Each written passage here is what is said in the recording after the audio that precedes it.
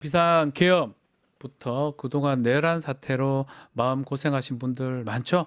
자, 관련해서 오늘은 심리연구소 함께 김태형 소장 이야기 좀 들어보겠습니다. 소장님 나와 계십니까? 네네, 안녕하십니까. 네. 아유, 윤석열 드디어 파면이 됐습니다. 우리 소장님께서는 네네, 그 파면 선고됐을 때 네, 재판관 전원일치로 대통령 윤석열, 피청구인 윤석열 파면한다. 이 얘기 들었을 때 네. 어떻게 좀 느끼셨습니까? 뭐, 아마 국민들하고 다 똑같았을 텐데요. 네, 그, 100년 묵은 채찍이 내려간 듯한 느낌? 네, 아주 뭐, 올 것이 왔지만, 너무 네. 당연한 일이지만, 뭐, 눈물 나고 막 그 감동이고 뭐 그렇지 않습니까? 그 장면에서. 뭉클했다는 분들도 많은데 그게 좀 당연한 어떤 심리인 건가요? 그러니까 그동안 너무 그 오랫동안 적체돼 왔어요. 그 예, 시간이 지체돼 왔죠. 예. 그래서 국민들이 걱정하고 막 이런 마음이 강하고 뭐 심지어는 뭐 불면증 때문에 고생하신 분들도 많지 저도 않습니까? 못 잤습니다. 아, 네. 네네. 근데 그게 해결이 되는 순간이잖아요. 아, 그러니까 오랫동안 기다려왔던 것이 마침내 이루어지는 순간입니다. 이제 예. 그런 것이 주는 것이 뭐 어떻게 보면 카타르시스라 그러지 않습니까? 그렇죠. 예, 그래서 쫙 감정이 빠져나가는 듯한 그런 눈물로 느낌. 이렇게 네네. 뭉클하면서 눈물이 예. 아니 근데 문제는 이렇게 판결이 파면으로 났는데도 네. 윤석열이 메시지를 두 개를 냈는데 보니까 승복하지 않는 모양새예요. 이런 거는 심리학적 관점으로 어떤 의미라고 우리가 해석하면 좋을까요? 그러니까 윤석열이 예. 그 사실상 구속됐을 때부터 네. 서서히 그 탄핵 심판 과정에서 정신적으로 무너져가는 게 보였거든요. 아. 근데 그거를 옆에서 계속 지탱해 주는 사람들이 있었을 거 아닙니까? 그렇겠죠. 예. 네, 그래서 윤석열이 거의 탄핵 심판 과정 막판에 가면은 얼굴빛이라든가 여러 가지가 이제 좀 있으면 저 사람 완전히 항복하겠다 음. 이런 느낌까지 있었는데 네. 구속 취소가 돼 버렸어요. 구속 취소. 예. 이러면서 이제 윤석열이 다시 망상에 빠져드는 거죠. 아. 야, 이거 나 살아날 수 있구나 이거 뭐 음음. 이런 식으로. 네. 그래서 그런 것들이 나가서 또 아마 굉장히 강화됐을 가능성이 있습니다. 이제 반대급부로. 아. 그러다 보니까 예. 지금까지는 아직도 음. 헛꿈을 꾸고 있는 것 같아요. 헛꿈을 꾸고 있다. 예, 뭐 아. 이제 재기할 수 있어. 뭐 그러니까 만약에 감옥에 구치소에 있었으면 이렇지는 않았을 것이다. 이렇게 보시는 거군요. 그렇죠. 훈련한 게 컸다. 구속을 취소하는 바람에 예. 윤석열이 다시 내란 아. 세력을 선동하는 이런 아하. 짓을 하고 있다. 저는 그렇게 보고 있고요. 네. 빨리 다시 재구속을 시켜야 됩니다. 그래서 구속이 필요하다. 재구속이. 네네. 아니 간저에서 퇴거를 안 합니다. 이거는 왜 이렇게 한다고 보십니까? 뭐 제가 볼 때는 그냥 뭐 막판까지 한번 개겨보겠다. 이러면 됩니까 이게? 안 되죠. 끌어내야죠. 이게 아. 무단청구 아니에요. 예. 윤석열이가 뭐 나오긴 나올 텐데 끝까지 버티진 못할 텐데 네. 그래도 어쨌든 마지막까지 어깃장을 놓는 거죠. 아. 아니 이게 진짜 박근혜 전 대통령 같은 경우는 한 뭐 이틀 3일 만에 50 몇 시간 만에 나왔던데 지금 파면된 지가 언젠데 네. 오늘까지도 있고 뭐 갈지 안 갈지 이것도 정확하게 정해지지도 않았고요. 또 그 안에 많은 증거들 이런 것들 또 훼손시키는 거 아니냐 이런 우려들도 있는 거 아닙니까? 그렇죠. 당연하죠. 그래서 사실은 빨리 구속을 시키고 당장 퇴거 요청을 했었어야 되는데 네. 내란 대행들이 그런 거라도 해야 되는 거 아닙니까? 그러니까요. 정부에서. 근데 전혀 지금 그런 압박을 안 하니까 네. 뭐 윤석열은 아직도 뭐 김건희랑 둘이서 야, 이거 뭐 방법이 없겠냐 이런 거 짱구 굴리고 있는 상황인데 예. 뭐 그래야 얼마 가진 못하겠지만 그런 과도기에 있다고 판단이 됩니다. 끝까지 뭔가 해보려고 하는 거 아니냐 이 말씀으로 이제 이해가 예. 되는데 자 네. 그동안 내란 상태 참 넉 달 걸린 것 같아요. 12월 4일부터 4월 4일까지 오랫동안 예. 진행되면서 좀 전에도 얘기했지만 많은 분들이 이른바 이게 병명은 아닌 것 같아요. 내란성 불면증, 내란성 네네. 스트레스 네네. 요게 있다고 하는데 이게 병명은 아닌데 실제로 그런 걸 겪었던 사람들이 많았던 것 같아요, 소장님. 네, 뭐 그것도 병은 병이죠. 아 새로운 병입니까? 예. 새로운 종류의 병이라고 해야 예, 되겠죠. 예, 예, 예. 일단은 가장 큰 두려움은 불면증이라든가 뭐 이런 거의 원인은 두려움이에요, 두려움. 아. 그러니까 윤석열이 이번에 일으켰던 비상계엄은 그냥 단순하게 뭐 계몽하겠다 이 자기는 말은 그렇게 했지만 예. 수많은 사람들을 죽이려고 했지 않습니까? 죽이려고 했잖아요. 예. 네, 그게 드러났죠. 음흠. 그러다 보니까 이번에 어떤 분은 계엄이 파면됐을 때 네. 처음으로 든 생각이 살았다라는 생각이 살았다. 들었다고 예. 얘기해요. 예. 그러니까 그만큼 사람들이 두려움이 있었다는 거죠. 일단은 음. 그 윤석열이 돌아오는 것에 대한 공포, 네. 두려움 그게 있었고 그다음에 또 하나는 정의가 실현되지 않는 것에 대한 분노. 그렇죠. 그렇죠. 예. 아니 그 계엄 저지르고 내란을 일으키는 음흠. 사람이 전혀 처벌이 안 되고 대통령은 파면이 안 돼서 계속 지연되고 내란에 동조했던 사람들이 내란 대행을 하고 있고 네. 뭐 구속했다 풀어주고 막 이런 일들이 벌어지면서 그 분노가 계속 누적되면서 음흠. 이제 불이한 세상에 대한 분노랄까요? 이제 그런 게 이제 마음속에 쌓이면서 속에서 막 불이 났던 거죠. 음흠. 근데 그게 뭐 그렇지만 지금 완전 해결된 건 아닙니다. 다만 이제 아직까지도 그죠? 예. 윤석열 파면으로 예. 이제 한 고비를 넘었다 이렇게 이제 봐야 되는 거죠. 한 고비를 넘은 것이다. 네, 아직까지 우리 내란성 스트레스가 끝날라 그러면 조금 더 남았다. 이 말씀이신데 저는 윤석열 지지하는 그 세력들 심리도 한번 질문 드려보고 싶은 게 이 네. 사람들은 어떻게 우리를 죽이려고 했던 사람, 비상계엄을 선포한 사람을 왜 지지할까요, 윤석열을? 이건 저는 사실 이해가 잘 안 됩니다. 그 윤석열을 지지한 사람들 중에는 네. 뭐 이해관계 때문에 지지한 사람들도 있긴 있습니다. 예. 소수. 예. 이런 사람들은 뭐 합리적 보수라고 보통 제가 얘기하죠. 네. 합리적 보수는 이해를 따져서 지지하는 건데요. 예를 예. 들면 뭐 윤석열이 내 기득권과 우리 집 국가를 제일 잘 지켜줄 기회다. 뭐 이렇게 아, 생각해서 그건 이해됩니다. 지지하는 예. 극소수입니다. 예. 이런 사람들은. 음. 그 나머지 사람들은 공포형 보수라고 제가 보통 얘기하는데요. 공포형 보스. 예. 네네, 보수. 이 보수 사람들이 보수. 보수가 예. 된 이유는 가난하고 못 배우고 뭐 이런 사람들이 많아요. 네. 예. 근데 왜 지지하느냐? 음. 한국 사회에서 이 보수가 되지 않았을 때 네. 빨갱이라고 몰려가지고 사냥당하는 거를 평생 보고 자란 사람들, 살아온 아. 사람들, 예. 노인 세대가 특히 많죠. 음흠. 이 사람들이 보수가 된 거는 야, 저쪽에 붙지 않으면 죽는다. 음흠. 내가 잘못해서 시위대라도 가담해서 데모하고 그러면 군대 출동하면 다 죽는다. 음. 이런 걸 여러 차례 본 사람들이에요. 아하. 4.19 일어나서 세상이 바뀔 것 같았지만 예. 5.16 쿠데타 일어나가지고 다 죽는 모습 본다든가, 맞아요. 예. 또 서울의 봄이 와서 세상이 뒤집힐 것 같았지만 또 전두환이가 나와서 다 죽이고, 5.18 됐었죠. 예, 예. 5.18로. 그 예. 전에도 뭐 이제 더 있었죠. 아. 그런 것들을 반복적으로 체험하면서, 아, 내가 이쪽에 진보나 개혁 쪽에 붙으면 굉장히 위험하다, 이거. 음. 죽을 수가 있다. 음흠. 그래서 두려움 때문에 보수가 된 사람들이 압도적 다수거든요. 예. 이 사람들은 맹목적으로 지지하게 됩니다. 이렇게 되면 그다음부터 맹목적으로. 이성적 지지가 아니에요. 아하. 이해관계를 따져서 지지하지 않고 예. 그냥 맹목적으로 지지하게 되는 거고 빠져나올 음흠. 수가 없어요. 여기서. 아니 근데 이 사람들이 이제 이 극우라고 할 수 있는 분들이 이제 노인들도 좀 많은 것 같고요. 근데 네. 좀 놀라운 게 파면된 이후에는 약간은 좀 차분한 분위기예요. 별다른 움직임이 없는데 이건 어떻게 우리가 해석해야 됩니까? 그러니까 이 지지층이 예. 사실상 이념적 입장을 가지고 맹렬하게 자발적으로 싸우는 사람들이 아니잖아요. 아. 그냥 표나 찍는 사람들이고 사실은 예. 이런 사람들인데 그 거리에 나왔던 그 시위대 뭐 쉽게 하면 극우 시위대, 극렬 네. 시위대 예. 이 사람들은 관제 시위대라고 보면 틀림없거든요. 관제 시위대다. 예, 그러니까 이쪽 그 탄핵을 요구했던 시민들하고 전혀 성격이 달라요. 음흠. 탄핵을 요청했던 시민들, 국민들은 자기 돈 내면서 자발적으로 나가는 겁니다. 시위에, 음. 집회에. 네. 그리고 입장이 투철하죠. 민주주의를 지키겠다는 입장 같은 게. 음. 근데 이 극우 시위대는 사실상 정부에서 판을 깔아주니까 네.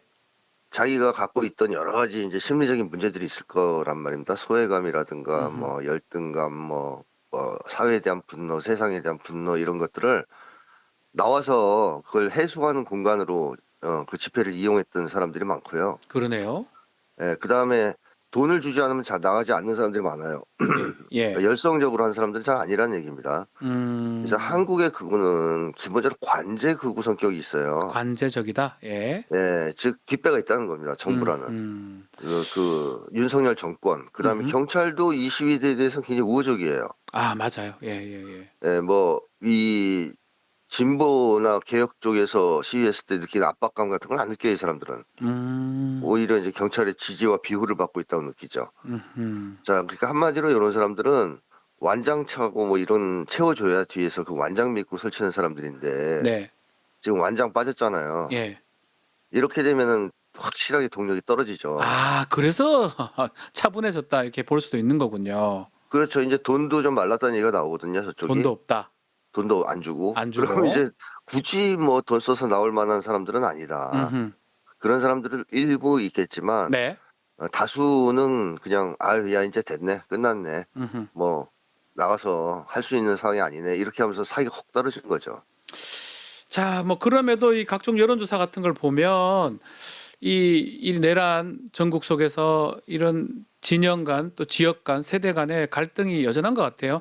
우리 입장에서는 심지어 내전 극복이 좀 필요하다 이런 지적이 있는 것 같은데 소장님께서는 어떻게 보십니까? 앞으로도 좀 문제가 되는 것 같습니다. 자, 제가 공포형 보수 얘기를 말씀드렸지만 네, 이 사람들이 입장을 바꾸는 건 딱 하나입니다. 뭐죠? 공포가 완화되는 겁니다. 아, 공포가 없어져야 된다. 예, 없어지거나 이제 최대한 대폭 줄어야 되는 거죠. 예, 예, 예. 그게 남아있는 한 입장을 잘 못 바꿔요. 아, 그래서 한국 역사에서 보면 그 공포가 줄어드는 시점들이 있었습니다. 네, 그때 이제 보수가 와야 되거든요. 예, 예를 들면 박근혜 탄핵 시기에 음흠, 한 박근혜 콘크리트 지지율이라고 했던 30%가 깨지죠. 맞습니다. 예, 10몇 %까지 내려갑니다. 예, 그리고 또 한 번은 2018년인가요? 17, 18년에 문재인 전 대통령이 음흠, 남북 정상회담을 3번 정도 했을 때 맞아요. 예, 그때도 이쪽 지지율이 85%까지 아주 넘어갔으니까 뭐 높았죠. 예, 예, 보수 콘크리트 지지율이 또 깨지죠. 음흠, 그다음에 최근에 한 번 있었는데 비상계엄을 때렸다가 해제당했을 때 음, 그 직후에 윤석열 지지율이 10%좀 넘게 떨어집니다. 네, 요때의 상황을 이제 쉽게 하면 저는 공포가 크게 완화됐던 시기라고 보거든요. 음흠, 이렇게 되면 보수층이 흔들린단 말이죠. 네, 근데 그 이후에 지금까지 과정은 사실상 내란이 재개될 수 있다. 뭐 진행 중이다. 네, 또는 제2의 뭐 비상계엄이 있을 수도 있다. 이런 우려가 있는 상황으로 흘러갔기 때문에 네, 보수가 강화되는 흐름이었다고 봐야 되거든요. 음흠. 근데 파면 이후부터는 이건 좀 반전될 거라고 봅니다. 화면 서서히. 이유니까 이제 예, 이제 예, 윤석열 잘렸고 예, 뭐 내란 진압에 서서히 속도가 나기 시작하면 음흠.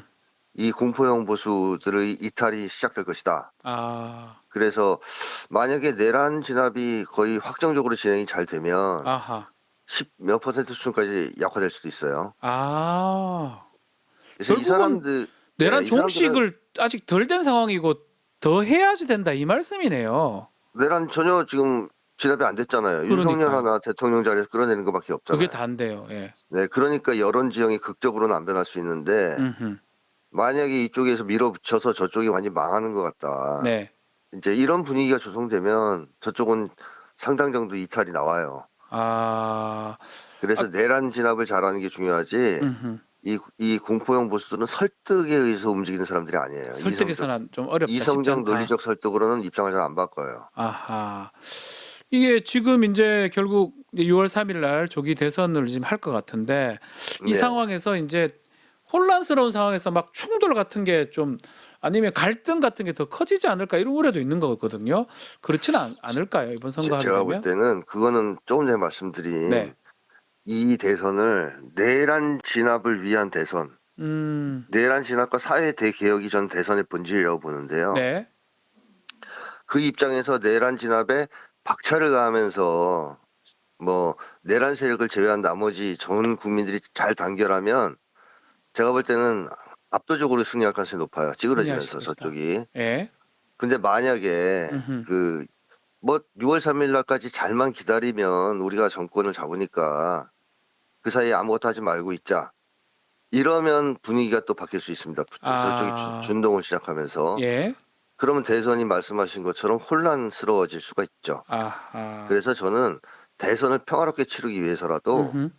이 내란 세력이 아닌 나머지 국민들, 전체 국민들이 압도적으로 이 대선전에 참여해야 된다. 음흠. 그리고 내란 진압을 위한 특검이라든가 뭐 여러 가지 네. 윤석열 재구속이라든가 이런 것들을 거침없이 계속 밀어붙여서 공포형 보수들이 야야 이제 이미 기울었어, 판이 끝났어, 나가지 마, 뭐 이제 우리가 이게 불질러봤자 바뀌는 거 없어, 안 돼.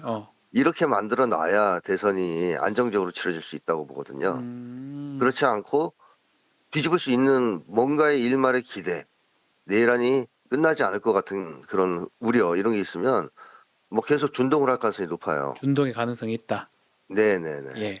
조기 대선 이야기 좀 더 이어가면요. 이재명 대표가 대선 주자 조사에서는 압도적 1위인데 하나 눈여겨봐야 될 게 비호감도도 1등이거든요. 네. 이건 어떻게 좀 해석을 해야 됩니까? 호감도 비호감도 다 1등이 돼 버렸어요. 이재명 대표가 뭐 사실 악마와의 대상. 제가 볼 때는 노무현 전 대통령이나 죄송합니다.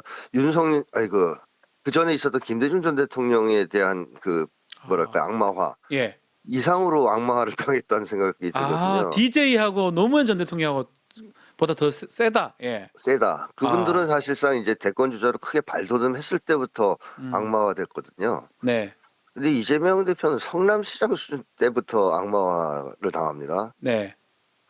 그리고 김대중 전 대통령이나 노무현 전 대통령은 이념적으로 이 색깔 공격을 당한 게 많아요. 네.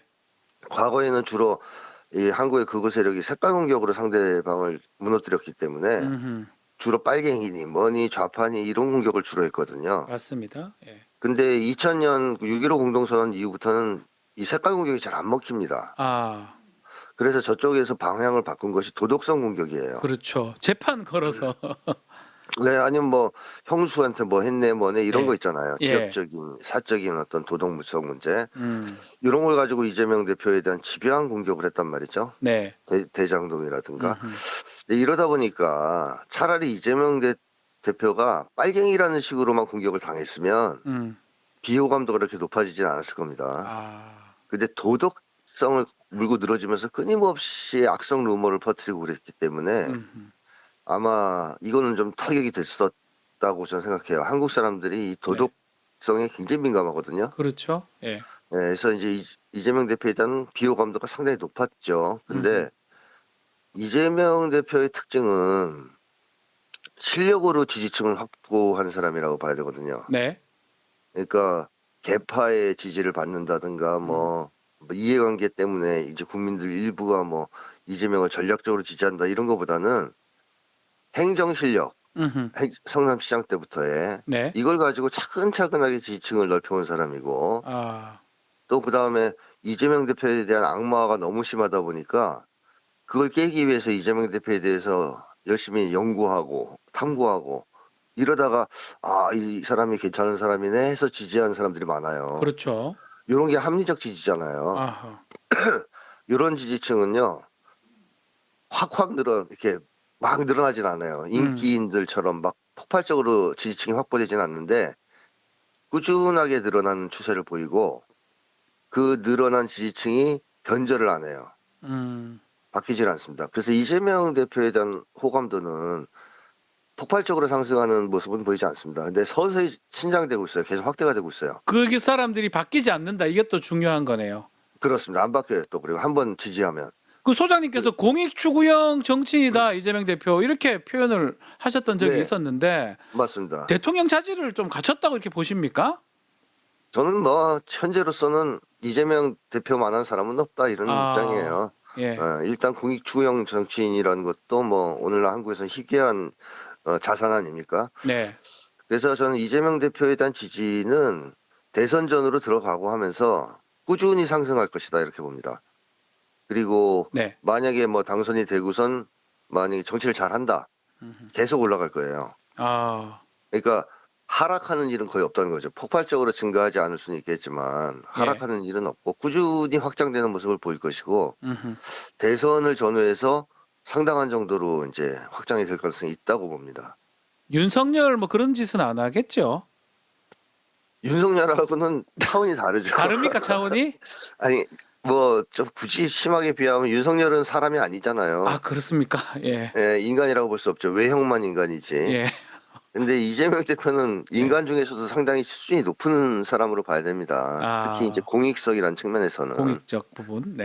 예, 이제 쉽게 하면 국민들을 배신할 만한 사람이 아니지 않습니까? 그게 중요하죠 사실은. 뭐 맞습니다. 제가 국민을 그래서 위해주는 리더를 원하죠 우리는 사실은. 맞죠. 그래서 저는 예전에 분석하면서 그런 얘기를 했어요. 네. 이재명 대표의 최대 강점은 흔들리거나 뭐 중간에 타협하는 모습을 볼 수도 있긴 한데 음흠. 국민은 끝내 배신할 수 없는 사람이다. 그게 제일 중요합니다. 예, 그래서 국민들이 요구하면 그걸 거절할 수 있는 사람은 아니다. 음흠. 뭐 이런 거를 제가 강조했는데 그런 정치인 찾아보기가 쉽지 않아요. 요즘에. 맞습니다. 예. 알겠습니다. 오늘 말씀 여기까지 들어야 될 것 같습니다. 소장님 감사합니다. 네, 고맙습니다. 유튜브 구독하고 실시간 채팅과 댓글을 남기시면 매일매일 7천 TTCO를 드립니다. 참여 방법은 통통물 어플을 다운로드하고 회원가입과 로그인을 해주세요. 마이페이지에서 나의 회원 고유 번호를 복사해주세요. 유튜브 구독 후 실시간 채팅이나 댓글창에 고유 번호를 한 번만 입력하면 준비 끝! 지금 유튜브 채팅과 댓글 쓰기 참여하고 실천 TTCO 받아가세요.